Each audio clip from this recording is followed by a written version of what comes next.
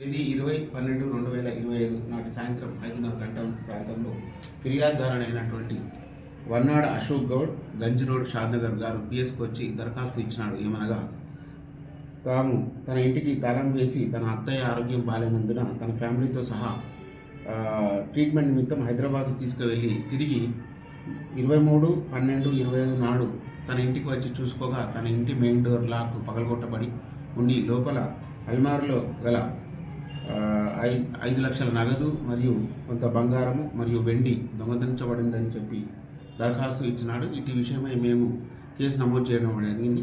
ఇందులో కేసు విచారణలో భాగంగా మా డిఐ వెంకటేష్ మరియు ఆ team DSI Shiva Reddy and crime team వాళ్ళంతా చాలా ప్రణయ్ ఎస్ఐ ఈ టీం అంతా బాగా కష్టపడి ఇందులో టెక్నికల్ ఎవిడెన్స్ ఆధారంగా మొత్తం మనకు సీసీ ఫుటేజ్ ద్వారా ఆధారంగా చేసుకొని మొత్తం నేషనల్ వైడ్గా దీని గురించి ఈ తరహా దొంగతనాల గురించి విచారణ చేసి ఈ తరహా నేరస్తులు ఎంతమంది ఉన్నారో అంటే మాకు క్లూ ఏంటంటే ఈ రైల్వే స్టేషన్ పక్కన వాడు రైల్లో వచ్చి దొంగతనం చేసిన క్లూ ఒకటి, సీసీ ఫుటేజ్ కొద్దిగా పార్షియల్గా సీసీ ఫుటేజ్ కనిపించింది.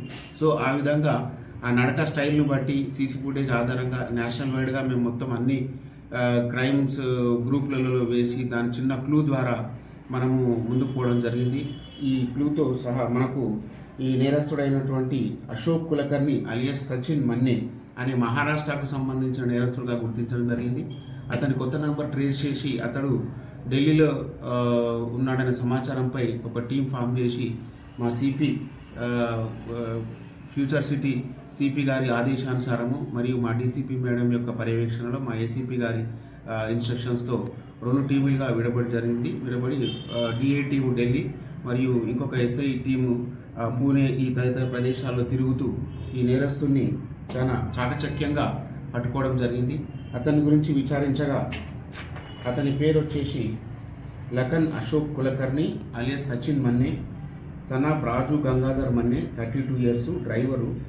వీడు ఆర్ఫనేజ్ పండర్పూర్ మహారాష్ట్రకు సంబంధించిన ఇతని గురించి విచారించగా చాలా అసాధారణమైనటువంటి విషయాలు తెలిసినాయి. ఇతను దాదాపు ఇప్పటివరకు 300 ఇళ్లలో దొంగతనం చేయడం జరిగింది.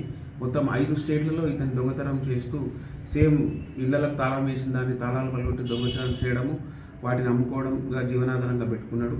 ఇతను సుమారుగా మహారాష్ట్రలో ఒక 20 నేరాలు చేస్తున్నాడు మరియు కర్ణాటకలో మొత్తం 50 నేరాలు ఈ తరహా నేరాలు చేస్తున్నాడు మరియు గుజరాత్, ఆంధ్రప్రదేశ్ ఈ విధంగా చేసుకుంటూ ఉన్నాడు.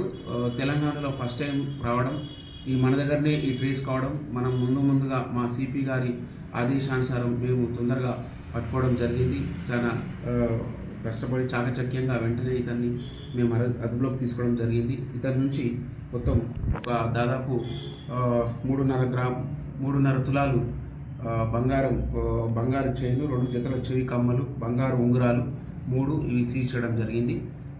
ప్రస్తుతానికి ఇతన్ని రిమాండ్ చేసి జ్యుడిషియల్ రిమాండ్ పంపడం జరుగుతుంది మరియు పోలీస్ కస్టడీ తీసుకొని తదుపరి విచారణ చేసి ఇంకా మనకు రావాల్సిన బంగారం కానీ ఇతను ఇదే విధంగా మాకు శంషాబాద్లో 2 కేసులు, ఇక్కడ 2 కేసులు మరియు మహబూబ్ నగర్ ఏరియాలో 1 కేసులో ఉన్నట్లు తెలిసింది.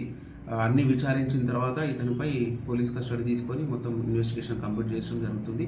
ఇందులో హార్డ్ వర్క్ చేసి చాకచక్యంగా పట్టుకున్న క్రైమ్ టీంకు ఆఫీసర్స్తో రివార్డులు ఇప్పించడం జరుగుతుంది. Thank you very much.